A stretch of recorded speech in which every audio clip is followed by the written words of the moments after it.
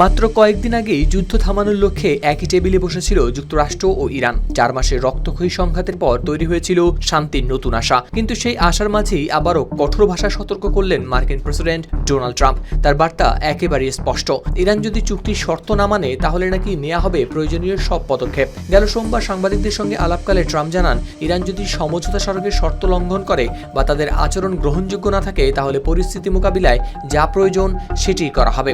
সংবাদ মাধ্যম রয়টার্সের প্রতিবেদনে প্রকাশ পেয়েছে এই তথ্য।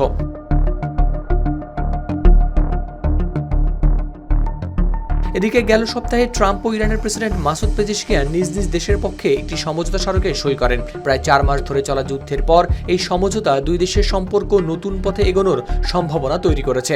এই যুদ্ধের সময় যুক্তরাষ্ট্র ও ইসরায়েলের হামলার জবাবে ইরান শুধু ইসরায়েল নয়, উপসাগরীয় অঞ্চলে থাকা মার্কিন সামরিক ঘাঁটিতেও চালিয়েছিল হামলা। সেই উত্তেজনার পর এখন দুই পক্ষ স্থায়ী শান্তির লক্ষ্যে করছে আলোচনা। এমনকি আলোচনায় কয়েকটি বিষয় অগ্রগতির কথাও জানিয়েছে দুই দেশ। তার অংশ হিসেবে যুক্তরাষ্ট্র সাময়িকভাবে 60 দিনের জন্য ইরানি তেল রপ্তানির উপর শিথিল করেছে নিষেধাজ্ঞা। স্যান্ডেলিনা সো, রূপচর্চায় আভিজাত্য। তবে পারমাণবিক কর্মসূচি ও লেবাননের যুদ্ধবিরতির মতো সবচেয়ে স্পর্শকাতর বিষয়গুলো এখনও রয়ে গেছে অমীমাংসিত।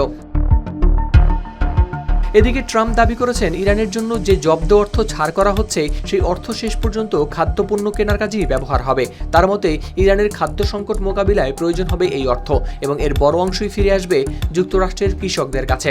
কিন্তু এই ব্যাখ্যার সঙ্গে একমত নয় তেহরান। ইরানের কেন্দ্রীয় ব্যাংকের গভর্নর আব্দুল নাসের হেম্মতি জানান, সমঝোতা স্মারকে কোথাও বলা হয়নি যে এই অর্থ শুধু যুক্তরাষ্ট্র থেকে কৃষিপণ্য কেনার জন্যই ব্যবহার করতে হবে। তার মতে নিষেধাজ্ঞার আওতার বাইরে থাকা অন্যান্য প্রয়োজনীয় পণ্য আমদানিতেও ব্যয় করা যাবে এই অর্থ।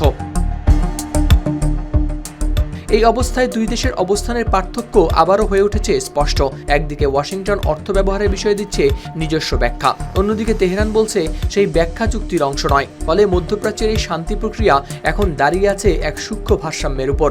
একটি ভুল পদক্ষেপ, একটি শর্তভঙ্গ কিংবা একটি রাজনৈতিক সিদ্ধান্ত, সবকিছুই আবার অঞ্চলটিতে ফিরিয়ে আনতে পারে সংঘাতের আগুন। হাওলাদার শামীম, RTV।